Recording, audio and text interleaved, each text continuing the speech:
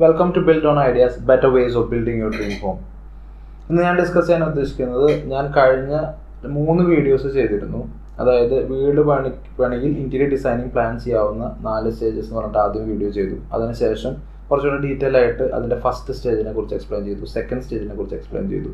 ഇനി ഈ വീഡിയോ ഞാൻ ഉദ്ദേശിക്കുന്നത് കൂടുതലും ഇൻറ്റീരിയർ ഡിസൈനിങ്ങിൽ 3rd സ്റ്റേജായ ഇലക്ട്രിക്കൽസ് ചെയ്യുന്നതിന് തൊട്ട് മുമ്പ്, ഇലക്ട്രിക്കൽ വയറിംഗ് എല്ലാം ചെയ്യുന്നതിന് തൊട്ട് മുമ്പ് ചെയ്താലുള്ള ഗുണങ്ങളെക്കുറിച്ചും, അതുപോലെ അത് ചെയ്ത് കഴിഞ്ഞതിന് ശേഷം നിങ്ങൾ ഇൻറ്റീരിയർ ഡിസൈനിങ് പ്ലാൻ ചെയ്യുകയാണെങ്കിൽ അതിന് എന്തെങ്കിലുമൊക്കെ മാറ്റങ്ങൾ വരുത്തുമ്പോൾ ശ്രദ്ധിക്കേണ്ട ചില കാര്യങ്ങളെക്കുറിച്ചാണ് ഞാൻ ഈ വീഡിയോയിൽ പറയാനായിട്ട് ഉദ്ദേശിക്കുന്നത്. അപ്പോൾ ഞങ്ങളുടെ ഈ വീഡിയോസ് നിങ്ങൾക്ക് ഇഷ്ടപ്പെടുന്നുണ്ടെങ്കിൽ ഞങ്ങളുടെ ചാനൽ സബ്സ്ക്രൈബ് ചെയ്യുക. അപ്പോൾ ഞങ്ങളുടെ ഇനി വരുന്ന വീഡിയോസിൻ്റെ ഒരു കണ്ടിന്യൂഷൻ നിങ്ങൾക്ക് കിട്ടുകയും അതിൻ്റെ നോട്ടിഫിക്കേഷൻ കിട്ടാനായിട്ട് അതിൻ്റെ സൈഡിലുള്ള ബെൽ ഐക്കൺ ക്ലിക്ക് ചെയ്യാനും മറക്കാതിരിക്കുക. അപ്പോൾ അങ്ങനെ ചെയ്തു കഴിഞ്ഞാൽ നിങ്ങൾക്ക് ഞങ്ങളുടെ നെക്സ്റ്റ് വരുന്ന വീഡിയോസ് നല്ല രീതിയിൽ നോട്ടിഫിക്കേഷൻ കിട്ടിക്കൊണ്ട് നിങ്ങൾക്ക് കാണാനായിട്ട് സാധിക്കും. ഞാൻ കൂടുതലും എൻ്റെ ചാനലിൽ വീട് പണിയെ സംബന്ധിച്ച കാര്യങ്ങളും അതുപോലെ ലാൻഡ്സ്കേപ്പിങ്ങിനെ കുറിച്ചും ഇൻറ്റീരിയർ ഡിസൈനിങ്ങിനെ കുറിച്ചൊക്കെയാണ് ഞാൻ എൻ്റെ ചാനലിൽ കൂടുതലും പറയുക. അപ്പോൾ വീട് പണിയായിട്ട് ബന്ധപ്പെട്ട ആൾക്കാർക്കും അതുപോലെ വീട് പണിയുന്നവർക്കെല്ലാം നല്ല ഉപകാരപ്പെടുന്ന രീതിയിലുള്ള ഇൻഫർമേഷനാണ് ഞാൻ പാസ് ഓൺ ചെയ്യുന്നത്. അപ്പോൾ അത് നിങ്ങൾക്ക് കൂടുതൽ ഡീറ്റെയിൽ ആയിട്ട് മനസ്സിലാക്കാനായിട്ട് സാധിക്കും. അതുപോലെ നിങ്ങൾക്ക് എന്തെങ്കിലും ഡൗട്ട്സ് ഉണ്ടെങ്കിൽ എന്നെ നേരിട്ട് വിളിക്കാവുന്നതാണ്. ചിലപ്പോൾ എന്നെ നേരിട്ട് വിളിച്ചാൽ കിട്ടില്ല എന്ന് വരാം, കാരണം ഞാൻ ചില മീറ്റിംഗ്സിലൊക്കെ ആണെങ്കിൽ നിങ്ങൾക്ക് എന്നെ വിളിച്ചാൽ കിട്ടുന്നില്ലെങ്കിൽ നിങ്ങളുടെ ഡൗട്ട്സ് കമൻ്റായിട്ട് താഴെ ഇടുക. ഈ വീഡിയോയുടെ താഴെ കമൻ്റായിട്ട് ഇട്ട് കഴിഞ്ഞാൽ അതിന് റിപ്ലൈ ആയിട്ട് എനിക്ക് എൻ്റെ ഫ്രീ ടൈമിനനുസരിച്ച് എനിക്ക് റിപ്ലൈ ചെയ്യാനായിട്ട് പറ്റും. അതുപോലെ മറ്റൊരു കാര്യം ചെയ്യാൻ പറ്റുന്നത്, നിങ്ങൾക്ക് ആവശ്യമുള്ള എന്തെങ്കിലും ഡൗട്ട്സ് ഉണ്ടെങ്കിൽ ആ ഡൗട്ട്സും കാര്യങ്ങളെല്ലാം ഇതിൽ കമൻ്റായിട്ട് ഇട്ട് കഴിഞ്ഞാൽ നെക്സ്റ്റ് വീഡിയോ ആയിട്ട് എനിക്ക് ആ ഡൗട്ടിനെ കുറിച്ച് ഒരു വീഡിയോ ചെയ്യാനായിട്ട് സാധിക്കും. അപ്പോൾ നിങ്ങളുടെ സജഷൻസ് വെച്ചിട്ട് എനിക്ക് വീഡിയോസ് ഇടാൻ പറ്റും, അതുപോലെ നിങ്ങളുടെ ഡൗട്ട്സ് എനിക്ക് ക്ലിയർ ചെയ്ത് തരാനും പറ്റും. അപ്പോൾ അതുപോലുള്ള കാര്യങ്ങൾ നിങ്ങൾ ചെയ്യാനായിട്ട് ശ്രദ്ധിക്കുക.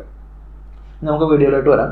അപ്പോൾ ഈ വീഡിയോ ഞാൻ പറഞ്ഞ പോലെ ഇലക്ട്രിക്കൽസിനെ കുറിച്ചാണ് പറയുന്നത്. ഇൻറ്റീരിയർ ഡിസൈനിങ്ങിൽ നമ്മൾ ലൈറ്റിങ്ങിന് വളരെയധികം ഇമ്പോർട്ടൻസ് ഉണ്ട്. അതുകൊണ്ട് തന്നെ ഇലക്ട്രിക്കൽ വയറിംഗ് ചെയ്യുമ്പോൾ അതിൻ്റെ ആക്സസിബിലിറ്റി, സ്വിച്ചിൻ്റെ ആക്സസിബിലിറ്റി, അതുപോലെ നമ്പർ ഓഫ് സ്വിച്ചസ് കൊടുക്കേണ്ടത്, ഇതെല്ലാം വളരെ പ്രധാനമുള്ള കാര്യമാണ്. കാരണം നമ്മളൊരു റൂമിൽ ഇപ്പോൾ സാധാരണഗതിയിൽ നമ്മളൊരു interior design, modern style interior designing എല്ലാം ചെയ്യുമ്പോൾ നമ്മൾ LED ലൈറ്റ്സ് ഉപയോഗിച്ചുകൊണ്ട് ഒരു എന്താ പറയുക, ഒരു സ്പ്രെഡ് ലൈറ്റിംഗ് ആണ് കൊടുക്കുന്നത്. അപ്പോൾ ആ സ്പ്രെഡ് ലൈറ്റിംഗ് കൊടുക്കുമ്പോൾ നമ്പർ ഓഫ് ലൈറ്റ്സ് എണ്ണത്തിൽ കൂടുതലുണ്ടാവും. എന്നാൽ വാട്ടേജും അതുപോലെ അതിൻ്റെ ഇൻറ്റൻസിറ്റി എല്ലാം മെയിൻറ്റെയിൻ ചെയ്തുകൊണ്ടാണ് നമ്മൾ നമ്പർ ഓഫ് ലൈറ്റ്സ് കൊടുക്കുന്നത്. എണ്ണം കൂടുതലുണ്ടാവും. അപ്പോൾ നമുക്ക് ഒരു റൂമിൽ ഇപ്പോൾ എല്ലാ ലൈറ്റ്സ് ഇടേണ്ട സിറ്റുവേഷൻ ഇല്ലാന്നുണ്ടെങ്കിൽ നമുക്ക് ആ ലൈറ്റ്സ് ചിലതെല്ലാം ഓഫ് ചെയ്യാം. അപ്പോൾ അതിന് ആവശ്യമുള്ള സ്വിച്ചസ് നമ്മൾ കൊടുത്തിരിക്കണം. അതുപോലെ ആവശ്യമുള്ള സ്ഥലങ്ങളിലേക്ക് വയറിങ് കൊടുത്തിരിക്കണം. ഇപ്പോൾ നമ്മൾ ഫോൾ സീലിംഗ് ഒന്നും ചെയ്യാത്തൊരു റൂമാണെങ്കിൽ ഇങ്ങനെ ഒരു സിറ്റുവേഷനിൽ നമ്മൾ ചിന്തിക്കാവുന്ന ഒരു കാര്യമുണ്ട്.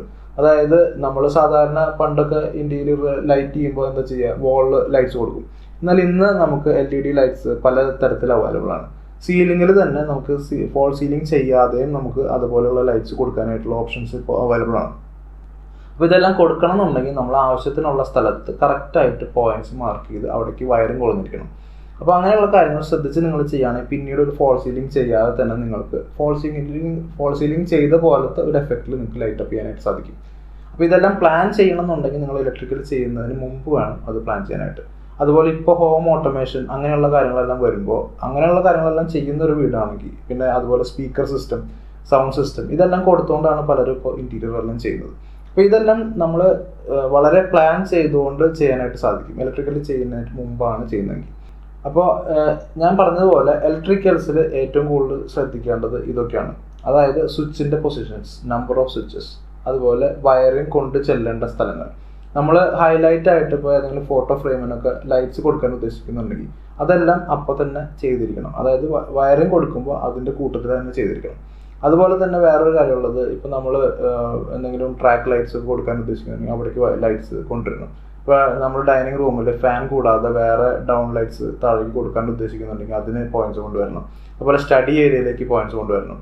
കിച്ചണിൽ നമുക്ക് ആവശ്യമുള്ള പ്ലഗ് പോയിന്റ്സ് വളരെ ഇമ്പോർട്ടൻ്റ് ആയിട്ടുള്ള ഒരു കാര്യമാണ്. അതായത് ഇപ്പോൾ നമുക്ക് കിച്ചണിലൊക്കെ അവൈലബിലിറ്റി എന്ന് പറഞ്ഞു കഴിഞ്ഞാൽ കിച്ചണിൽ എന്തൊക്കെ വരും, സാധാരണ ഇതിൽ ഗ്രൈൻഡർ, മിക്സി, ഇൻഡക്ഷൻ, അതുപോലെ ഇപ്പോൾ നമ്മൾ ഉപയോഗിക്കുന്ന ഗ്യാസ് സ്റ്റൗവിനാണെങ്കിൽ പോലും സ്റ്റൗവിന് ഇലക്ട്രിക്കൽ ആവശ്യമുണ്ട്. അതുപോലെ ഹുഡ്, ഹോബ്, അങ്ങനെയുള്ള സിറ്റുവേഷൻസിലെല്ലാം നമുക്ക് പ്ലഗ് പോയിന്റ്സ് ആവശ്യമുണ്ട്. പ്യൂരിഫയറിന് പ്ലഗ് പോയിന്റ്സ് ആവശ്യമുണ്ട്. അപ്പോൾ ഇതെല്ലാം ഉൾക്കൊള്ളിച്ചുകൊണ്ട് വേണം. അപ്പോൾ നമ്മളൊരു കിച്ചണിൽ പോലും ആവശ്യത്തിനുള്ള പ്ലഗ് പോയിന്റ്സ് ഉണ്ടാവണം. അതാത് പോയിന്റ്സ് അതാത് പൊസിഷനിലേക്ക് വരണം. അപ്പോൾ നമ്മൾ ആദ്യം ഒരു കിച്ചൺ പ്ലാൻ ചെയ്താൽ മാത്രമേ നമുക്ക് എവിടെ ആ സ്വിച്ചസ് കൊടുക്കണം എന്ന് നമുക്ക് തീരുമാനിക്കാൻ പറ്റുള്ളൂ. ഇതുപോലെ തന്നെയാണ് കിച്ചണിൻ്റെ കാര്യത്തിൽ മാത്രമല്ല കിച്ചണിൽ നമുക്ക് ഈ പറഞ്ഞ സ്വിച്ചസും ഇതുപോലുള്ള ആക്സസറീസും, അതായത് നമ്മളിപ്പോൾ ഒരു മൈക്രോവേവ് വെക്കാൻ ഉദ്ദേശിക്കുന്നത് ട്രോളി യൂണിറ്റിലാണ്. ട്രോളി യൂണിറ്റ് എവിടെ വരുന്നു എന്ന് തീരുമാനിച്ചാൽ മാത്രമേ നമുക്ക് അത് ആ പ്ലഗ് പോയിന്റ് അവിടെ കൊടുക്കാൻ സാധിക്കുള്ളൂ. അതുപോലെ ഇപ്പോൾ ഒരു സിങ്ക് കൊടുക്കുന്നതിൻ്റെ അടുത്ത് വേണം നമ്മൾ വാട്ടർ പ്യൂരിഫയർ കൊടുക്കാനായിട്ട്. അപ്പോൾ സിങ്ക് അവിടെ വരണമെന്ന് നമുക്ക് തീരുമാനിക്കണം. അതുപോലെ ഇപ്പോൾ ഈസ്റ്റ് സൈഡിലേക്ക് ഞാൻ വേറൊരു കിച്ചണിൻ്റെ ഒരു വീഡിയോയിൽ ഞാൻ പറഞ്ഞിരുന്നു, അതിൻ്റെ കുക്കിംഗ് പൊസിഷൻ ഈസ്റ്റ് സൈഡിലേക്ക് വരണം എന്ന് പറഞ്ഞു. അപ്പോൾ ഈസ്റ്റ് സൈഡിൽ തന്നെ നമുക്ക് എവിടെ വേണമെങ്കിൽ വരാം. അപ്പോൾ ആ ഈസ്റ്റ് സൈഡിൽ ജനൽ വരുന്നതിന് ജനൽ തടസ്സമില്ലാത്ത രീതിയിൽ ഹുഡ് ആൻഡ് ഹോബ് കൊടുക്കണം എന്ന് പറഞ്ഞു. അപ്പോൾ അതിൻ്റെ പ്ലഗ് പോയിന്റ്സും കാര്യങ്ങളെല്ലാം വളരെ ഭംഗിയായിട്ട് നമ്മൾ ഇലക്ട്രിക്കൽ ചെയ്യുമ്പോൾ തന്നെ അതാത് പൊസിഷനിൽ കൊടുക്കണം. അതായത് തടസ്സമില്ലാത്ത രീതിയിൽ വേണം എല്ലാ കാര്യങ്ങളും കൊടുക്കാനായിട്ട്. ഇല്ലെങ്കിൽ ഇപ്പോൾ നമ്മൾ ഇന്റീരിയറിന്റെ ഡിസൈൻ കൊണ്ട് ചെല്ലുമ്പോൾ ചിലപ്പോൾ ഏതെങ്കിലും പ്ലഗ് പോയിന്റ് മാറ്റി വെക്കേണ്ടതായിട്ട് വരും. അപ്പോൾ നമ്മൾ ചിലപ്പോൾ അതിന്റെ സൈഡിലുള്ള ടൈലിംഗ് പോലും ചെയ്തതിന് ശേഷമായിരിക്കും ഇത് ചെയ്യേണ്ട ഒരു സിറ്റുവേഷൻ വരിക. അപ്പോൾ പ്ലഗ് പോയിന്റ്സ് എല്ലാം അങ്ങോട്ടും ഇങ്ങോട്ടും മാറ്റി കുറെ പൊളി വരും. അപ്പോൾ നമുക്ക് എക്സ്പെൻസസ് ആവശ്യമില്ലാതെ അനാവശ്യമായിട്ടുള്ള എക്സ്പെൻസസ് ഒഴിവാക്കാനായിട്ട് ശ്രദ്ധിക്കുക. ഇനി വേറൊരു റൂം എടുക്കുക, അപ്പോൾ നമ്മൾ കിച്ചൺ എടുക്കുക അല്ലെങ്കിൽ ബാത്റൂം എടുക്കുക. ബാത്റൂം എടുക്കുകയാണെങ്കിൽ നമുക്ക് ബാത്റൂമിൽ പലതരത്തിലുള്ള പോയിന്റ്സ് വേണ്ടി വരും. ഇപ്പോൾ നമ്മൾ ബാത്റൂം എടുക്കുകയാണെങ്കിൽ അതിനകത്ത് ഹീറ്ററിൻ്റെ ഗീസറിൻ്റെ ഒരു ഓപ്ഷൻ വരാം. അതുപോലെ ഇപ്പോൾ നമ്മൾ എന്താ പറയുക, ഹെയർ എല്ലാം അയൺ ചെയ്യുന്നതൊക്കെ ബാത്റൂമിലാണ്, അല്ലെങ്കിൽ ഷേവ് ചെയ്യാനായിട്ട് ഇലക്ട്രിക്കൽ എക്യുപ്മെന്റ്സ് ആണ് ഉപയോഗിക്കുന്നതെങ്കിൽ അതിനൊരു പ്ലഗ് പോയിന്റ് ഉപയോഗിക്കാം. അപ്പോൾ അങ്ങനെ ഒരുപാട് ഓപ്ഷൻസ്, നമ്മുടെ ആവശ്യം എന്താണെന്ന് നമുക്കറിയാം അല്ലെ. ഒരു മ്യൂസിക് സിസ്റ്റം പോലും ഇപ്പോൾ ബാത്റൂമിലൊക്കെ ആൾക്കാർ കൊടുക്കുന്നുണ്ട്. അപ്പോൾ എന്താണ് നമ്മുടെ റിക്വയർമെന്റ് എന്ന് അറിഞ്ഞുകൊണ്ട് അതിനകത്ത് ആവശ്യമുള്ള പ്ലഗ് പോയിന്റ്സ് ആണെങ്കിലും സ്വിച്ച് പോയിന്റ്സ് ആണെങ്കിലും ലൈറ്റ് പോയിന്റ്സ് ആണെങ്കിലും എല്ലാം ഭംഗിയായിട്ട് കൊടുക്കാനായിട്ട് ഇന്റീരിയർ ഡിസൈനിങ് പ്ലാൻ ചെയ്ത് വേണം മുന്നോട്ട് പോകാനായിട്ട്. അപ്പോൾ ഒരു വീട് പണിയിൽ നമ്മൾ ഇലക്ട്രിക്കൽ പോയിന്റ് കൊടുക്കേണ്ടത് ഏത് ലൈനിലാണ്, ഇലക്ട്രിക്കൽ നമ്മൾ ചെയ്യുന്നത് ഏത് ലെവലിൽ വേണം എന്നുള്ളത് തീരുമാനിക്കണം എന്നുണ്ടെങ്കിൽ നമ്മൾ ഇന്റീരിയർ ഡിസൈനിങ് മുൻകൂട്ടി പ്ലാൻ ചെയ്തിരിക്കണം. അപ്പോൾ ഇലക്ട്രിക്കൽ ചെയ്യുന്നതിനേക്കാളും മുമ്പായിട്ട് നമ്മൾ പ്ലാൻ ചെയ്താൽ നമുക്ക് ഒരുപാട് ഗുണങ്ങളുണ്ട്.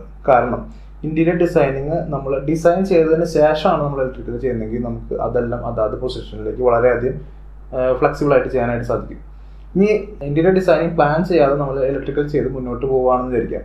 അപ്പോൾ അങ്ങനത്തെ ഒരു സിറ്റുവേഷൻ എന്ന് പറഞ്ഞു കഴിഞ്ഞാൽ നമുക്ക് എവിടെ എന്തൊക്കെ വേണം നമ്മൾ അധികം തീരുമാനിച്ച് കാണില്ല. അപ്പോൾ ആവശ്യമുള്ള ബേസിക് ആയിട്ടുള്ള ഇലക്ട്രിക്കൽസ് നമ്മൾ ചെയ്തു പോകും, ഇലക്ട്രിക്കൽ വയറിങ് നമ്മൾ ചെയ്തു പോകും. അതിനുശേഷം നമ്മൾ ഇന്റീരിയർ പ്ലാൻ ചെയ്യുമ്പോൾ കുറേ സ്ഥലത്തു നിന്ന് നമുക്ക് വയറിങ് എടുക്കാൻ ബുദ്ധിമുട്ട് വരും. അപ്പോൾ നമ്മൾ എന്താ ചെയ്യുക, സാധാരണഗതിയിൽ അവർ വയറിങ് LCBന്ന് കൊണ്ടുവരുന്നല്ല ചെയ്യുന്നത്, അവിടെ എവിടെ നിന്നാണോ അവൈലബിൾ ആവുന്നത് അവിടെ നിന്ന് നമ്മൾ ലൂപ്പ് ചെയ്ത് കൊടുക്കാനായിട്ട് ശ്രമിക്കും. ഇങ്ങനെ ലൂപ്പിംഗ് ചെയ്ത് കഴിഞ്ഞാൽ ട്രിപ്പ് ആവാനുള്ള സാധ്യത വളരെ കൂടുതലാണ്. ചിലപ്പോൾ ആ സമയത്ത് തന്നെ ട്രിപ്പ് ആവണമെന്ന് നിർബന്ധമില്ല.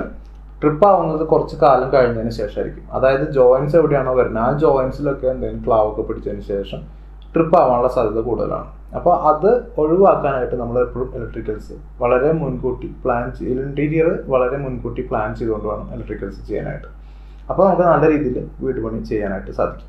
അപ്പോൾ നമ്മൾ ഒരു വീടിൻ്റെ സെക്കൻഡ് സ്റ്റേജായ സ്ട്രക്ചറൽ ഇതിൽ പ്ലാൻ ചെയ്യാനും വിട്ടുപോയി. ഇനി നമ്മൾ ഇലക്ട്രിക്കലും ചെയ്ത് കഴിഞ്ഞു.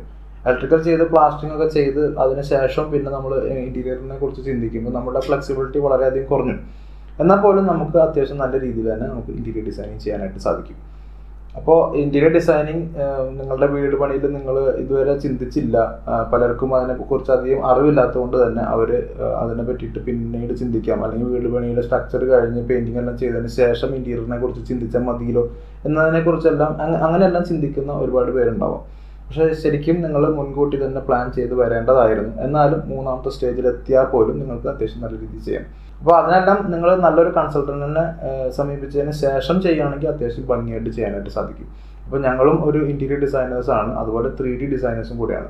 അപ്പോൾ ഇന്റീരിയർ ഡിസൈനേഴ്സായിട്ട് നിങ്ങൾക്ക് ഞങ്ങളുടെ കൂടുതൽ സൗകര്യങ്ങൾ കിട്ടുക കൂടുതൽ എറണാകുളത്താണ്. ഞങ്ങൾ ഫുൾ ഇന്റീരിയർ ഡിസൈനിങ് ചെയ്യുന്നത് അല്ലെങ്കിൽ ഒരു ടേൺ കീ ബേസിൽ ഇന്റീരിയർ ഡിസൈനിങ് എടുക്കുന്നത് എറണാകുളത്താണ്. പക്ഷേ 3D ഡിസൈനിങ് നിങ്ങൾ എവിടെയാണെങ്കിലും, ഇപ്പോൾ ലോകത്ത് എവിടെയാണെങ്കിലും നിങ്ങൾക്ക് ഞങ്ങളെ സമീപിക്കാവുന്നതേ ഉള്ളൂ. ഞങ്ങളുടെ സർവീസസ് 3D സർവീസസ് നിങ്ങൾക്ക് എവിടെയും ഉപയോഗിക്കാം.